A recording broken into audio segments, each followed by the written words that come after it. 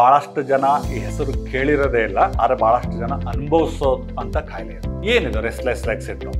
ಯಾರು ಒಬ್ರು ಈ ತರ ಹೇಳ್ತಾ ಇರ್ತಾರೆ, ಅಯ್ಯೋ ಕಾಲ್ ಸೆಳಿತಾ ಇದೆ, ಮಲಗಕ್ಕೆ ಆಗೋದಿಲ್ಲ, ಕಾಲ್ ರಾತ್ರಿ ಎಲ್ಲ ಹರಿತಾನೆ ಇರುತ್ತೆ, ಏನೋ ಅನ್ಕಂಫರ್ಟಬಲ್ ಅನಿಸ್ತಾ ಇರುತ್ತೆ, ವಾಕ್ ಮಾಡ್ತಾ ಇದ್ರೆ ತೊಂದರೆಗಳು ಇರೋದಿಲ್ಲ, ವಾಕ್ ಮಾಡೋ ನಿಲ್ಲಿಸ್ತು, ಸಾಯಂಕಾಲ ಆಯ್ತು ರಾತ್ರಿ ಆಯ್ತು ಅಂದ್ರೆ ಲಕ್ಷಣಗಳು ಜಾಸ್ತಿ ಆಗಕ್ಕೆ ಶುರು ಆಗುತ್ತೆ. ಯಾಕಾಗುತ್ತೆ ಈ ತರ ರೆಸ್ಟ್ಲೆಸ್ ಲೆಗ್ ಸಿಂಡ್ರೋಮು?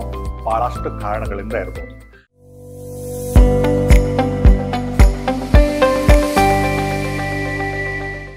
ನಮಸ್ಕಾರ, ನಾನು ಡಾಕ್ಟರ್ ಪ್ರಶಾಂತ್ ಎಲ್ಕೆ, ಪಾರ್ಕಿನ್ಸನ್ಸ್ ಕಾಯಿಲೆ ಮತ್ತು ಚಲನ ವಿಚಲನೆಯ ಕಾಯಿಲೆಗಳ ಬಗ್ಗೆ ಸ್ಪೆಷಲಿಸ್ಟ್. ನಾನು ಇಂದಿನ ಈ ಎಪಿಸೋಡಿನಲ್ಲಿ ನಾವು ರೆಸ್ಟ್ಲೆಸ್ ಲೆಗ್ ಸಿಂಡ್ರೋಮ್ಸ್ ಬಗ್ಗೆ ಮಾತಾಡೋಣ. ಭಾಳಷ್ಟು ಜನ ಈ ಹೆಸರು ಕೇಳಿರೋದೇ ಇಲ್ಲ, ಆದರೆ ಭಾಳಷ್ಟು ಜನ ಅನುಭವಿಸೋದು ಅಂತ ಕಾಯಿಲೆ ಇದು. ಏನಿದು ರೆಸ್ಟ್ಲೆಸ್ ಲೆಗ್ ಸಿಂಡ್ರೋಮ್? ನೀವು ಕೇಳಿರ್ಬೋದು, ನಿಮ್ಮ ತಾಯಿ, ಅಜ್ಜಿ, ದೊಡ್ಡಪ್ಪ, ಚಿಕ್ಕಪ್ಪ ಯಾರು ಒಬ್ರು ಈ ಥರ ಹೇಳ್ತಾ ಇರ್ತಾರೆ, ಅಯ್ಯೋ ಕಾಲ್ ಸೆಳಿತಾ ಇದೆ, ಮಲಗಕ್ಕೆ ಆಗೋದಿಲ್ಲ, ಕಾಲ್ ರಾತ್ರಿ ಎಲ್ಲ ಹರಿತಾನೆ ಇರುತ್ತೆ, ಏನೋ ಅನ್ಕಂಫರ್ಟಬಲ್ ಅನಿಸ್ತಾ ಇರುತ್ತೆ, ಯಾರು ಬಂದು ಕಾಲು ಒತ್ತಕ್ರಿ ಅಂತ ಕೇಳಿ. ಕೆಲವೊಂದು ಟೈಮ್ಸ್ ನಾವು ಸಣ್ಣವ್ರಿದ್ದಾಗ ನೋಡ್ತಾ ಇದ್ವಿ, ಅಜ್ಜ ಅಜ್ಜಿಯವ್ರು ಕರೆಯೋರು ಕಾಲ್ ಮೇಲೆ ನಡಿ ಅಂತ ಹೇಳಿ, ಸಣ್ಣ ಹುಡುಗರಿಗೆ ನಡೆಸ್ತಾ ಇರೋರು ಸ್ವಲ್ಪ ಹೊತ್ತು. ಸೊ ಅದು ಏನಂದ್ರೆ ಕಾಲ್ ಸೆಳೆತ ಅನ್ಕಂಫರ್ಟಬಲ್. ಎಸ್ಪೆಷಲಿ ಯೂಶಲಿ ಏನಂದ್ರೆ ಸಾಯಂಕಾಲದ ಮೇಲೆ, ಮಧ್ಯಾಹ್ನದ ಮೇಲೆ ಅಥವಾ ಸಾಯಂಕಾಲ ಮೇಲೆ ಎದ್ದು ಕಾಣಿಸ್ಕೊಳ್ಳೋಕೆ ಶುರು ಆಗುತ್ತೆ. ಎಲ್ಲಿಯವರೆಗೆ ಅವರು ವಾಕ್ ಮಾಡ್ತಾ ಇರ್ತಾರೆ ಅಲ್ಲಿ ತನಕ ಲಕ್ಷಣ ಎದ್ದು ಕಾಣಿಸೋದಿಲ್ಲ, ಮಲಗಿದ ತಕ್ಷಣ ಇನ್ನೂ ಜಾಸ್ತಿ ಆಗಕ್ಕೆ ಶುರು ಆಗುತ್ತೆ. ಇದರಿಂದ ಏನಾಗುತ್ತೆ, ರಾತ್ರಿ ಎಲ್ಲ ನಿದ್ದೆ ಮಾಡೋಕ್ಕಾಗಲ್ಲ, ಎದ್ದು ಹೇಳ್ಬೇಕು, ಅಡ್ಡಾಡಬೇಕು.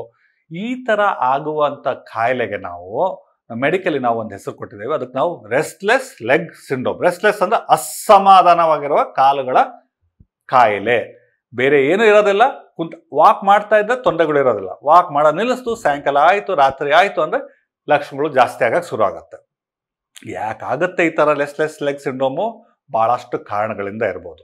ಕೆಲವೊಂದು ಟೈಮ್ ಕೆಲವೊಂದು ವಿಟಮಿನ್ ಡಿಫಿಷಿಯನ್ಸೀಸ್ ಇರ್ಬೋದು, ಐರನ್ ಡಿಫಿಷಿಯನ್ಸೀಸ್ ಇರ್ಬೋದು, ಕೆಲವೊಂದು ಟೈಮ್ ಬೇರೆ ಕಾಯಿಲೆಗಳು ಇರ್ಬೋದು, ಅಥವಾ ಜಸ್ಟ್ ಏಜಿಂಗ್ ರಿಲೇಟೆಡ್ ಸಿಂಪ್ಟಮ್ ಆಗಿನೂ ರೆಸ್ಟ್ಲೆಸ್ ಲೆಗ್ ಸಿಂಡ್ರೋಮು ಕಾಣಿಸ್ಕೊಳ್ಳುತ್ತೆ. ಸೊ ಏನಿದು, ಏನಾರು ಮಾಡೋಕ್ಕೆ ಸಾಧ್ಯತೆ ಇದೆಯಾ, ಯಾಕಾಗುತ್ತೆ, ಏನು ಮಾಡ್ಬೋದು ಅಂತೇಳಿ. ರೆಸ್ಟ್ಲೆಸ್ ಲೆಗ್ ಸಿಂಡ್ರೋಮು ಭಾಳ ಸಿಂಪಲ್ಲಾಗಿ ಏನಂದರೆ, ಜನ ಮಲಗಿದ್ರೆ ಕೂತ್ಕೊಂಡ್ರೆ ಜಾಸ್ತಿ ಆಗೋಂಥ ಲಕ್ಷಣ, ವಾಕ್ ಮಾಡಿದರೆ 8-10 ಹೆಜ್ಜೆ ವಾಕ್ ಮಾಡಿದ್ರೆ ಹೇಳ್ತಾರೆ, ಸರ್ ಎದ್ದು ನಾನು ಇಲ್ಲಿಂದ ಬಾತ್ರೂಮಿಗೆ ಹೋದೆ ಬಂದೆ ಸ್ವಲ್ಪ ಸಮಾಧಾನ ಆಗ್ಬಿಡುತ್ತೆ ಕಾಲ್ದು ಲಕ್ಷಣ. ಆದರೆ ಮಲಗಿದೆ ಎದ್ದೇಳ್ತಾರೆ. ಕೆಲವೊಬ್ರು ಬರ್ತಾರೆ ನನ್ನ ಹತ್ರ, ವಿಡಿಯೋ ಮಾಡ್ಕೊಂಡು ಬಂದಿರ್ತಾರೆ, ಸರ್ ಅವ್ರು ಮಲಗಿ ನಿದ್ದೆನೇ ಮಾಡೋಕ್ಕಾಗಲ್ಲ, ನಿಂತ್ಕೊಂಡು ನಿದ್ದೆ ಮಾಡ್ತಾ ಇದ್ದಾರೆ ಸರ್ ಅಂತ ಹೇಳಿ. ಅವ್ರು ನೋಡಿ ಸರ್ ಇನ್ನು ವಿಡಿಯೋ ಮಾಡ್ಕೊಂಡು ಬಂದು ನೋಡಿ ಮಲಗೋದೇ ಇಲ್ಲ, ಕೂತ್ಕೊಂಡು ನಿತ್ಯ ರಾತ್ರಿ ನೋಡಿ, ರಾತ್ರಿ 1 ಗಂಟೆ ವಿಡಿಯೋ ಇದು, ನಿಂತ್ಕೊಂಡು ತುಕ್ಕಡಿಸ್ತಾ ಇದ್ದಾರೆ, ಮಲಗೋಕ್ಕಾಗೋದಿಲ್ಲ ಅಂತ ಹೇಳ್ತಾರೆ. ಸೊ ಅದು ಒನ್ ಎಂಡ್ ಆಫ್ ಸಿವಿಯಾರಿಟಿ, ಎಲ್ಲಿ ಜನಕ್ಕೆ ಮಲಗೋದಕ್ಕೆ ಆಗೋದಿಲ್ಲ. ಈ ಥರ ಇರೋ ಲಕ್ಷಣಗಳು ರೆಸ್ಟ್ಲೆಸ್ ಲೆಗ್ ಸಿಂಡ್ರೋಮ್ಗಳಿಗೆ ಸಾಕಷ್ಟು ಈಸಿಯಾಗಿ ಸಿಂಪಲ್ಲಾಗಿ ಟ್ರೀಟ್ಮೆಂಟ್ಗಳು ಅದಾವೆ. ಕರೆಕ್ಟಾಗಿ ಮೋಸ್ಟ್ ಆಫ್ ದ ಜನಕ್ಕೆ ಏನಾಗುತ್ತೆ ಅಂದರೆ ಕರೆಕ್ಟಾಗಿ ಡಯಾಗ್ನೋಸಿಸ್ ಆಗೋದಿಲ್ಲ, ಏನಾಗಿತ್ತು ಅನ್ನೋದು ಗೊತ್ತಾಗೋದಿಲ್ಲ. ಸೊ ಇದಕ್ಕೆ ಸಿಂಪಲ್ಲಾಗಿ ಕೆಲವೊಂದು ಮಾತ್ರೆಗಳು ಇದಾವೆ, ನಾವು ಕೊಡ್ತೇವೆ. ಕೊಟ್ಟ ತಕ್ಷಣ ಸಾಕಷ್ಟು ಮಟ್ಟ ಒಂದಲ್ಲಿ ಯೂಶಲಿ ಏನಂತಾರೆ ಬೆಣ್ಣೆ ಕರಗಿ ಹೋಗುತ್ತಲ್ಲ, ಆ ಥರ ಲಕ್ಷಣಗಳು ಕಡಿಮೆ ಆಗುತ್ತೆ. ಸೊ ಕರೆಕ್ಟ್ ಡಯಾಗ್ನೋಸಿಸ್ ಭಾಳ important restless leg syndrome. Common ಆಗಿ ಏನು ಹೇಳಿದ್ನಲ್ಲ, ಕಾಲುಗಳು ಸೆಳೆತ ಆಗೋದು, ಹರಿತ ಥರ ಬರುವುದು, ಯೂಶಲಿ ಸಾಯಂಕಾಲದ ನಂತರ ಬರುವಂಥದ್ದು, ರಾತ್ರಿ ನಿದ್ದೆ ಡಿಸ್ಟರ್ಬ್ ಆಗೋದು, ಅದರಿಂದ ಈ ಲಕ್ಷಣಗಳಿಗೆ ಆಗುತ್ತೆ. ಕೆಲವೊಬ್ಬರಿಗೆ ನಾವು secondary restless leg syndrome, secondary ಅಂದರೆ ಬೇರೆ ಕಾರಣಗಳಿಂದ ಆಗುವಂಥದ್ದು.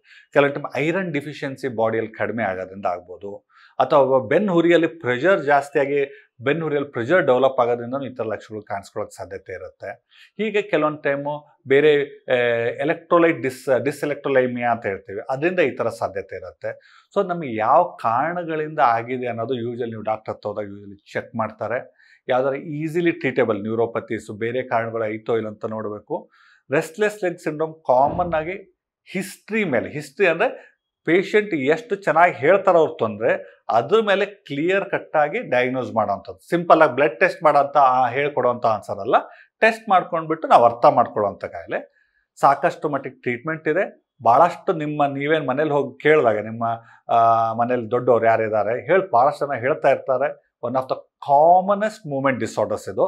ಕಾಮನೆಸ್ಟ್ ಮೂಮೆಂಟ್ ಡಿಸಾರ್ಡರ್ಸ್ ಆಗಿರೋದ್ರಿಂದ ರೆಕಗ್ನಿಷನ್ ಬೇಕು.